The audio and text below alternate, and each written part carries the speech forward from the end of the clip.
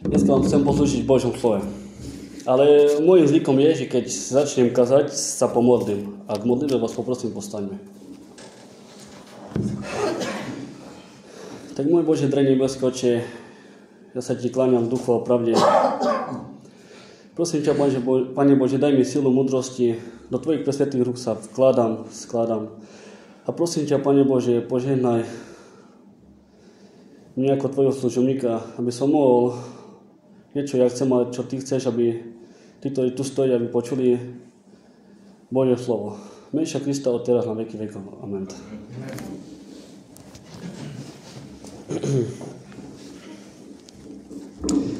Skôr, než si otvoríme Božie slovo, vám položím niekoľko otázky. A prvá otázka je, že je pravda, že kresťan, veriaci človek, bojuje každý deň s hriechom. Určite áno. Je aj to pravda, že skoro každý deň boj prehráme. A to sa ešte nepýtam, že ako často. Je pravda. A mňa to trápi, to, že ako je možné, že kresťan, človek, ktorý si opral svoje rucho, ktorý prijal Ježiša Krista za svojho spasiteľa, skoro každý deň prehráva skúšku a to je len začiatok veľkého boja. Ako je to možné, že kresťan, ktorý si opral svoje rucho, ktorý prijal Ježiša Krista za svojho spasiteľa a Pána, skoro každý deň prehráva skúšku v boji a to je len začiatok. V tom je problém. Kde spočíva náš problém? Ale prejdeme do Božieho slova a my si spolu otvoríme Efežanom 6. kapitolu a budem čítať 12. verš.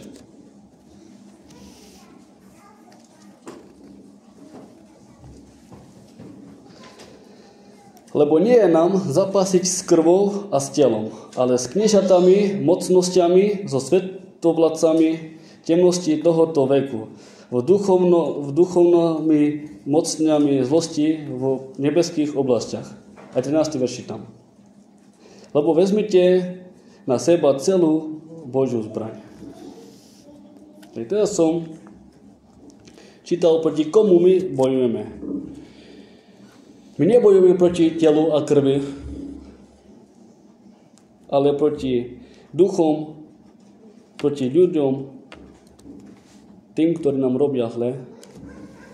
My nebojujeme proti fyzickým osobám, ale proti neviditeľným duchom, silám zla, ktoré ovplyvňujú náš svet.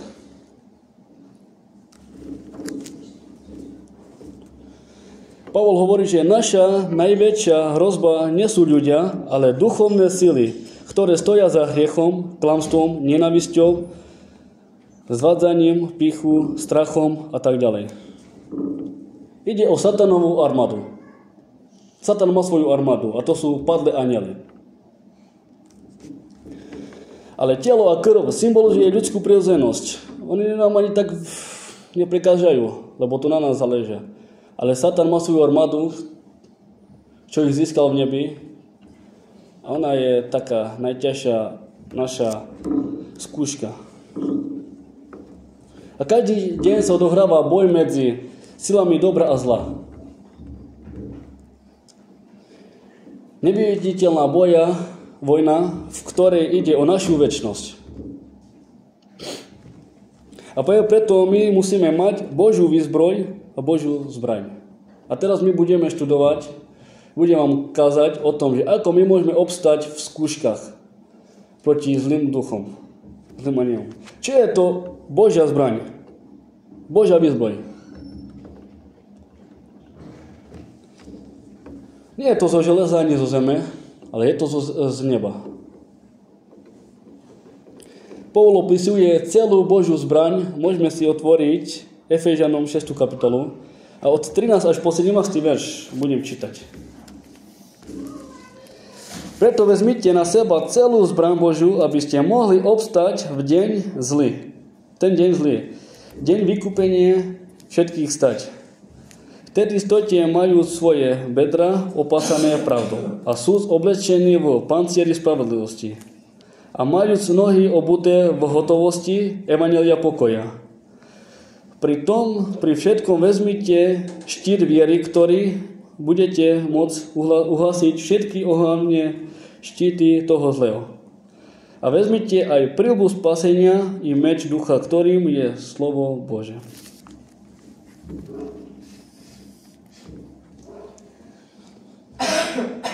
Tak teraz sme čítali o tom, že ako môžeme zvíťaziť nad hriechom. Pavol apoštol nám stručne a jasne opisuje, čo je to Božia zbraň. Takže prvá je pancier. To je Kristova spravodlivosť. My musíme mať Kristovú spravodlivosť. Po druhé som napísal to, že opasok pravdy. Pravda, úprimnosť, oddanosť pravde.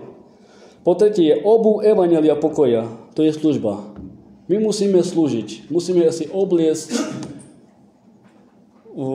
obliecť, by som povedal, topánky, alebo neviem, jak to povedať, aby sme mohli šíriť Božie slovo, aby sme mohli kázať, byť služobníkmi.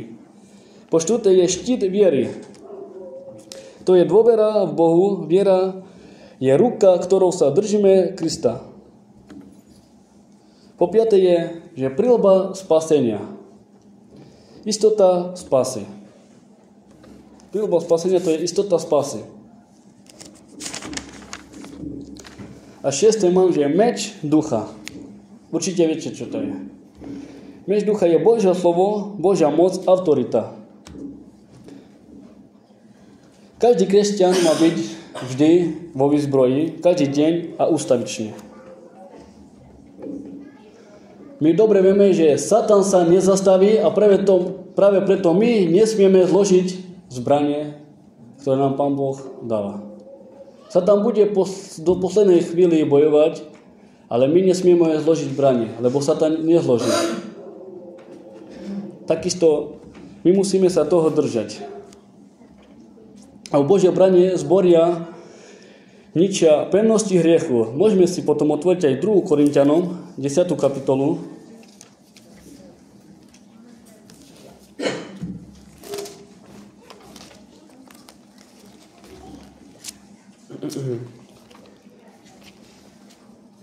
Poprosím prečítať 4 až 5.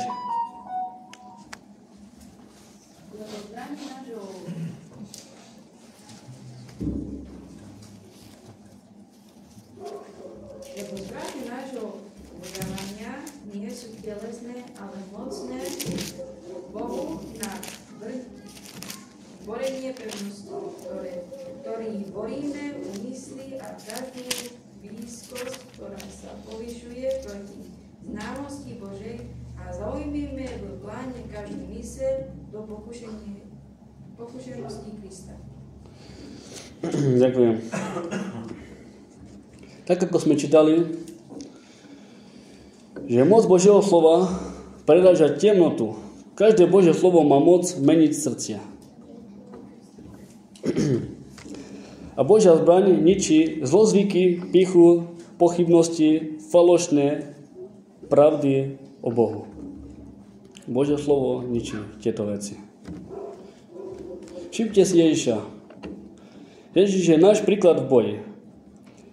Poznáme príbeh, nebudeme čítať u Matúšovi, keď ho Satan pokúšal na púšti 40 dní. Tam ho pokúša Satan, aby sa poklonil, ukázal mu majetok, ktorý ani mu nepatril. Potom mu povedal, aby skočil z útesu, že vraj o anjeli chytia, a aby sa mu poklonil.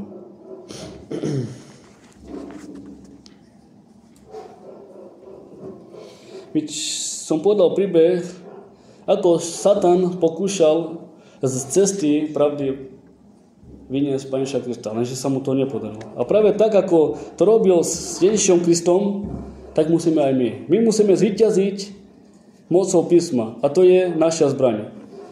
3 otoky, 3 odpovede. Ježiš povedal, je napísané, a to je prvá zbraň. Bol z verša, nediskusia. Boh sa vždy, Pán Ježiš, keď bol na pústi, on sa vždy obratil na Božie písmo. A s tým bojoval so satanom na púšti. On povedal, je napísané. A 3-krát mu to povedal. A s tým sa bránil. A to je meč ducha Božieho slova. Tak ako Pán Ježiš bojoval so satanom s celou výzbrojou, takisto musíme aj my s celou výzbrojou bojovať. Otvorme si Efežanom 6 a 11. verš budem čítať.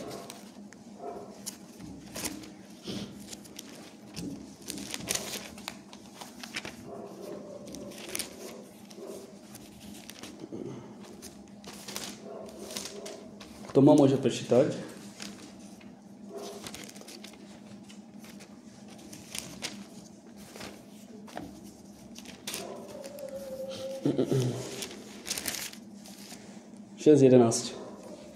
Oblečte si celú zbraň Božiu, aby ste mohli obstať proti taktike a úskočnosti diablovej. Ďakujem. Tak ako píše Pavol apoštol, my keď chceme zvíťaziť nad hriechom, my musíme si obliecť celú Božiu výzbroj.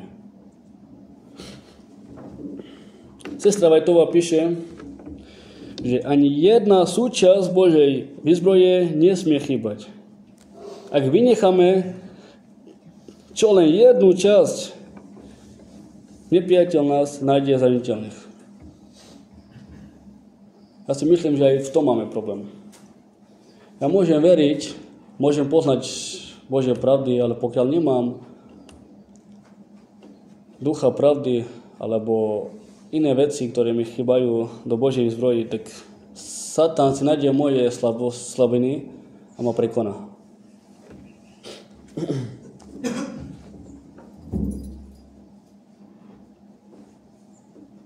Lebo to je tak, ja vám to vysvetlím.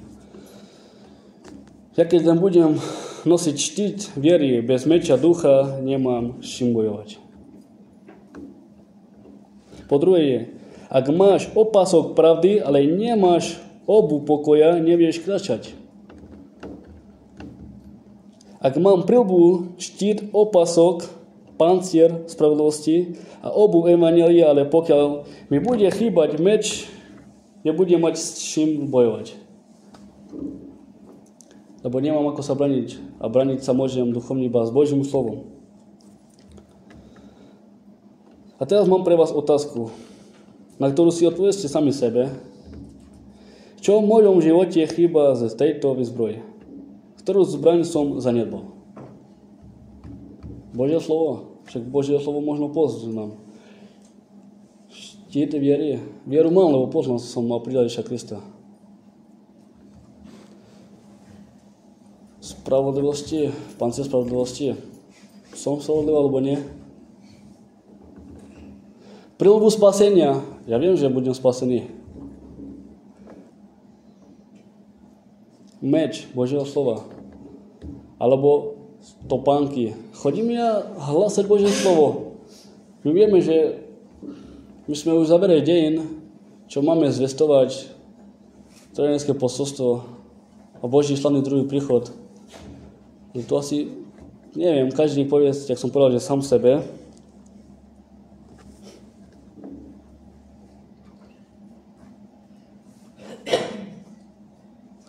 Napríklad ako zbraň, meč ducha, to nie je len čítať, ale živú moc. Môžeme si otvoriť Židom 4.12.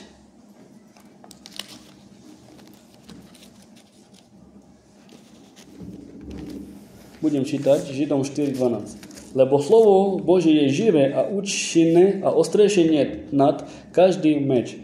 Dvojsečný meč. A prenikajúc až do rozdelenia duše a ducha, hlbokov a špíkov, klubov a špíkov a spôsobenie posúť myšlienky a myšlenia srdca.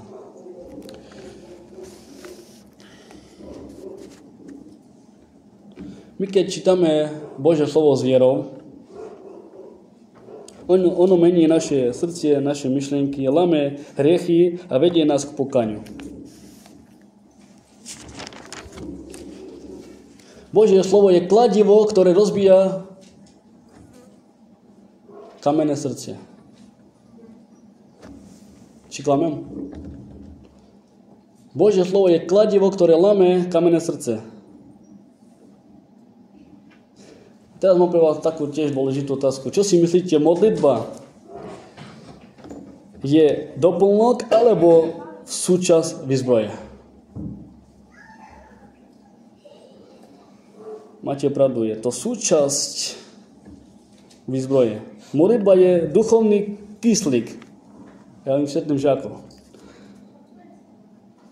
Sestra Vajtová píše, že modlitba je duchovný život, je tak predstavenou ako dýchanie pre fyzickú osobu. Bez modlitby duchovne odumrieme. Tak ako človek, keby som nemal jak dýchať, nemal by som kyslík, by som zomrel. Takisto ako aj modlitba. Duchovný človek, ktorý žije s Bohom a nemodlí sa, nie je spojený s Bohom, tak umrie.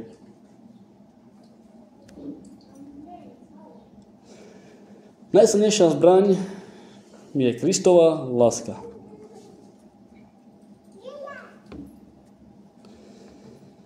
Budem čítať 1. Korinťanom.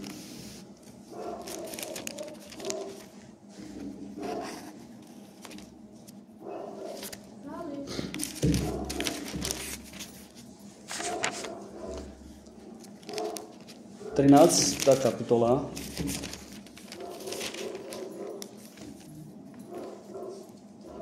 A 8. verš. Láska nikdy neprestáva, ale buď proroctva, buď zmarené, buď jazyky umlknú, buď veda, bude zmarená. Ale láska nikdy neprestáva. Čo nám chcem tým Pavol povedať? Tak ako láska nikdy neprestáva. Láska je zbraň, ktorou môžeme prekonať zlo, návisť, ohováranie, sebestvo, strach. A je to ešte veľa, čo môžem povedať. Láska všetko prekryva a prekoná. Láska premenia srdce, nielen vonkajšie správanie, ale aj vnútorné.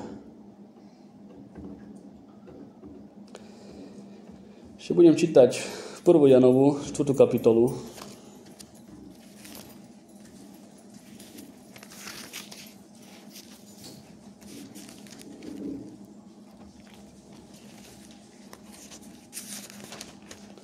Tu ma môže čítať Jan 4. kapitola 11 až 13.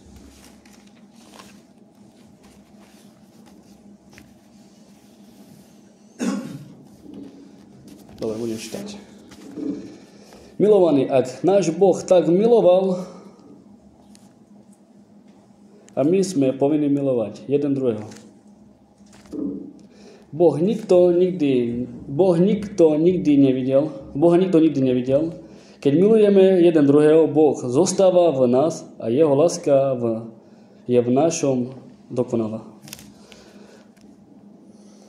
Potom známe, že zostávame v ňom a on zostáva v nás. Tak, jak som čítal teraz. My sme Boha nikdy nevideli, ale za to, že ho milujeme, on zostáva v nás.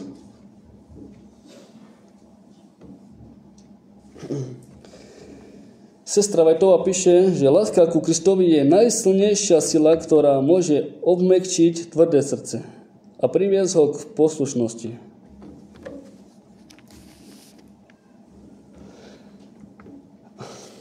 Zbraň je účinná, len ak je používaná pokore. Čiže vtedy je zbraň používateľná, keď ju používame pokore. Poviem taký príklad. Ja môžem mať zbraň, ale pokiaľ ju nebudem mať nabitú, tak zbytočne mi. Na to, aby som sa mohol ochrániť. A tu píše, že zbraň je účinná, len ak je používaná v pokore.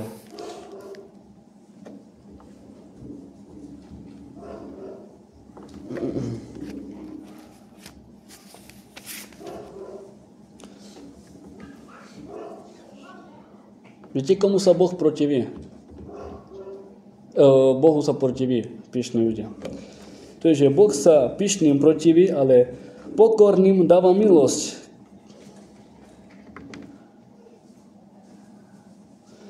Kresťan nebojuje so silou hlasu, ale s pokorou. Takisto to je výzva pre nás. My keď ideme hovoriť o Božie slovo, my nemáme kričať s tým, že ja som lepší než ty, ale my máme hovoriť Božie slovo s pokorou.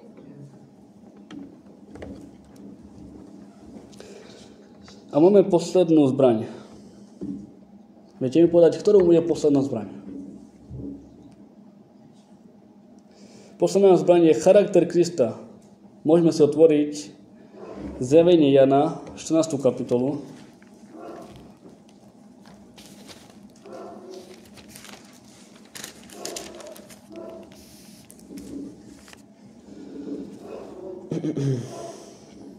Budem čítať 12. verš. Tu je trpezlivosť svätých, tu tí, ktorí ostriehajú prikázania Božie a vieru Ježiša Krista. Tu je trpezlivosť svätých, ktorí zachovajú Božie prikázanie a majú Ježiša Krista vieru. Satanová posledná tragédia bude napadnúť charakter Božieho ľudu. Ich ochrana nebude v argumentoch, ale v čistote srdca. My musíme mať charakter Ježiša Krista. A Satan bude bojovať proti tomuto. Ale my musíme, jak som čítal vo Zjavení 14. kapitole 11. verš, že musíme byť verní a mať vieru Ježiša Krista. Aby sme obstali v skúškach.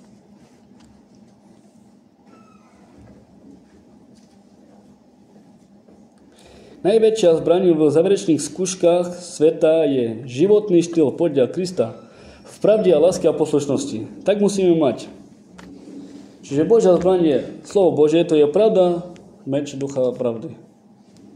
Modlitba spojenie s Bohom, viera je ochrana pred útokmi, láska je moc, ktorá mení so srdcom sveta. Poslušnosť, vyjadrenie dôvery. Kristus je náš veliteľ, príklad a víťazstvo. Tak sme u koncu a mojou prosbou je, aby sme každý sa dali vyzbrojiť. A aby žiadna výzbroj nám nechybala. A aby sme obstali boju proti satanom. A ešte vám poviem jeden príbeh, ktorý som počul. Bol jeden muž, ktorý zdedil po otcovi, po rodičoch 10 izbový dom. A v ten deň prišiel k nemu Pán Ježiš, možno po obede o 5. alebo neviem kedy, a klope. Otvorí muž a vidí tam Ježiša Krista. A Ježiš sa od neho pýta, môžem u teba prespať? A muž mu hovorí, nielen prespať, ale dám ti jednu izbu a bude so mnou žiť. Tak Ježiš mu povedal, že dobre. Ten deň idú spať a keď spia oni, o polnoci pred dvere niekto klope. Ide muž otvoriť a vidí tam satana. Ale keď otvoril muž dvere, tak otvoril len tak krátko, že pozrie, že kto je tam. A keď videl satana, tak dvere tlačil a bojoval s ním celú noc. Celú noc s ním bojoval. Ide ráno za Ježišom Kristom hore pod kromný výzby, hej, ktorú mu dal muž. Prečo si mi neprišiel pomôcť? A Ježiš mu povedal, ja nemám prístup iba v jednej izbe.